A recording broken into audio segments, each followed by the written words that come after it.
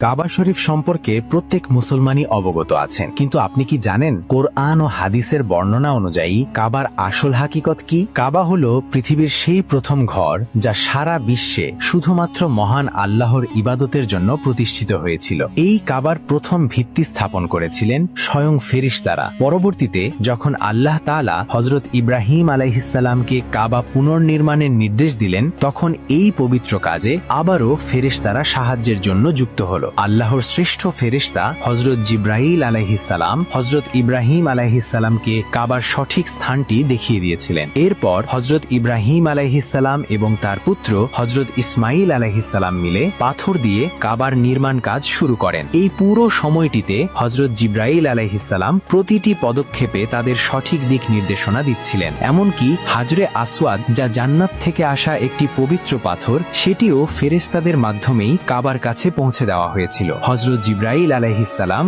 নিজ হাতে এই পাথরটি হযরত ইব্রাহিম আলাইহিসসালামের কাছে তুলে দেন, যাতে তিনি এটি কাবার এক কোণে স্থাপন করতে পারেন। নির্মাণ কাজ চলাকালীন যখন দেয়াল অনেক উঁচু হতে লাগলো এবং পাথর লাগানো কঠিন হয়ে পড়ল, তখন ফেরেশতারা হযরত ইব্রাহিম আলাইহিসসালামকে একটি বিশেষ পাথর উপহার দেন, যা আজ আমরা মাকামে ইব্রাহিম নামে জানি। হযরত ইব্রাহিম আলাইহিসসালাম সেই পাথরের উপর দাঁড়িয়ে নির্মাণ কাজ করতেন এবং অলৌকিকভাবে সেই পাথরটি প্রয়োজন অনুযায়ী স্বয়ংক্রিয়ভাবে উঁচু হতে থাকত, যাতে কাজ সহজে সম্পন্ন হয়। ফেরেশতাদের এই সাহায্য শুধু নির্মাণ কাজের মধ্যেই সীমাবদ্ধ ছিল না। যখন কাবার নির্মাণ সম্পন্ন হলো, তখন আল্লাহর নির্দেশে হযরত ইব্রাহিম আলাইহিসসালাম মানুষকে হজের জন্য ডাক দিলেন, আর ফেরেশতারা তার সেই আহ্বানকে অলৌকিকভাবে পৃথিবীর প্রতিটি কোণে এবং প্রতিটি মানুষের কানে পৌঁছে দিয়েছিলেন।